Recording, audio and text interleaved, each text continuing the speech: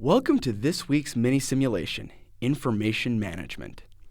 The purpose of information management is to create a simulation that will be the culmination of the previous simulations because it will require leadership, teamwork, and the ability to articulate when information is or is not important. In class, Professor Giora taught a 4-part test to determine the quality of intelligence, or what I call information analysis. The first question that you should ask yourself is the intelligence reliable?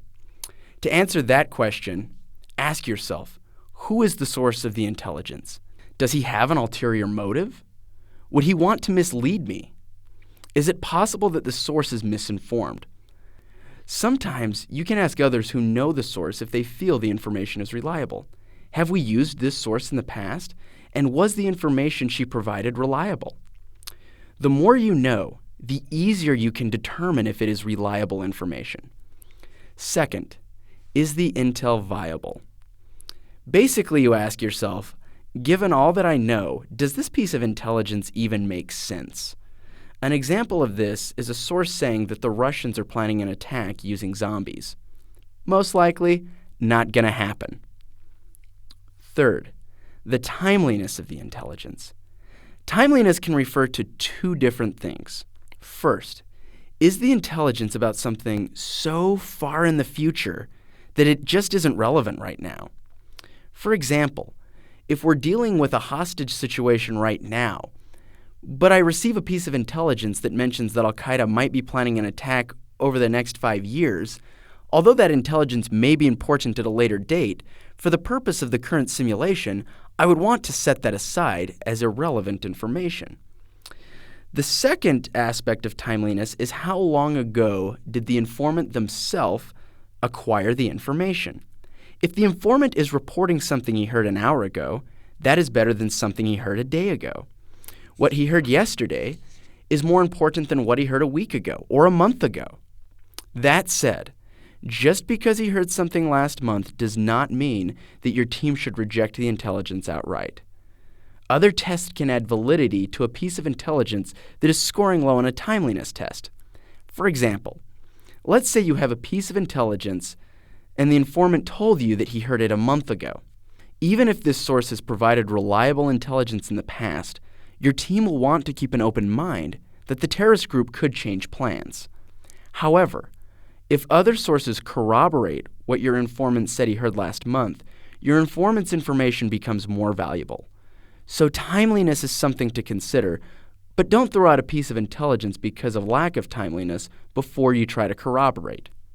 Now, that leads me into the fourth and perhaps most important step, corroboration. Corroboration is when two distinct sources are telling you the same thing. The more diverse these sources are, the more likely this information is to be accurate. Be careful of letting multiple sources from the same organization give the appearance of diversity. A bad example of corroboration would be if 3 different departments on your team received cables from the Kenyan government saying that Al-Qaeda was planning an attack. Although these may be 3 separate cables, they're really coming from the same source. But let's say a few minutes after you get these 3 cables from Kenya, you get a news report, a cable from the CIA, and a cable from a different foreign government, all saying the same thing. Now the Kenyan intelligence has been corroborated by 3 different sources. All right, up to this point we have discussed information analysis. But as you might notice, at the beginning I said that this simulation is information management. The difference between information analysis and information management is that information analysis describes what each individual student does to a single piece of intelligence to determine if it's reliable or not. Whereas information management describes how your team handles the mountain of information that will be dumped on them during the simulation. Information management generally has 3 components: speed, sharing, and recording. First, speed. This describes the team's ability to quickly read, analyze, and share information with others of the team. It also describes the team's ability to identify and meet deadlines. To make sure you achieve a good speed, Make notes about when a decision must be made. Also, make sure that no one person is carrying too much of the information analysis workload. If they are, that slows down your team's ability to know what that information is and to make decisions in a timely manner. Second, sharing.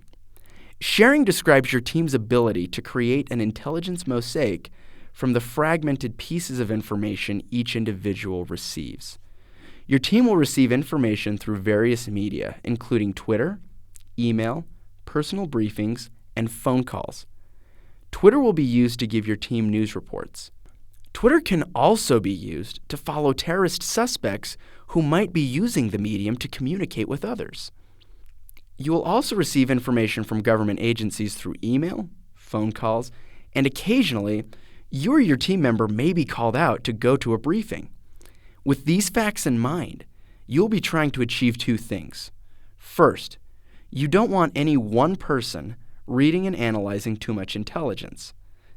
Second, because sometimes members of your team will be called out or busy on a phone call, you must come up with a system so that information analysis, sharing, and recording can continue without them present. The third is recording. Recording will be very important because there will be more than one plot going on at a time. Not to mention some of you will be asked to leave the room from time to time for a briefing or a press conference. To overcome these challenges, teams that have excelled in the past have an effective recording system that reminds the team what has happened, what intelligence they have, and what decisions they need to make. Traditionally, teams use the whiteboard to meet these needs. Now, there are potentially other methods your team could use, like a Google spreadsheet, but I would recommend that the whiteboard play some role in your team's recording process. It is a traditional favorite for a reason.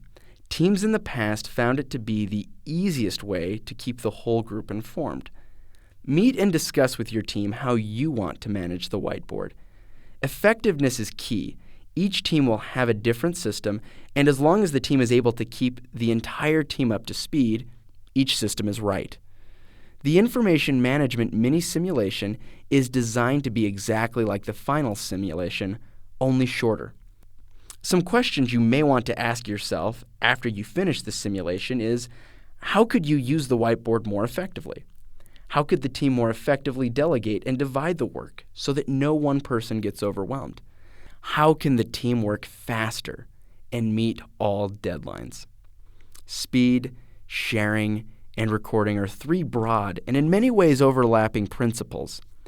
So what are a few of the ways teams have in the past used these principles to make them more effective? Meet before class and discuss how you want to use the whiteboard. Is one person going to be assigned to the whiteboard? 2 people? The whole team? How is your team going to monitor the information that will be made available through Twitter? Is one person going to be in charge of Twitter? 2 people? The whole team? What if the team needs to translate foreign languages in Google Translate? Is there a specific team member for that? Also, what if one person is feeling overwhelmed? How should they communicate to the rest of the team that they need help? By coming prepared, your team will learn which techniques work and which ones don't. Better preparation for this mini simulation will allow you to be better prepared for the final simulation.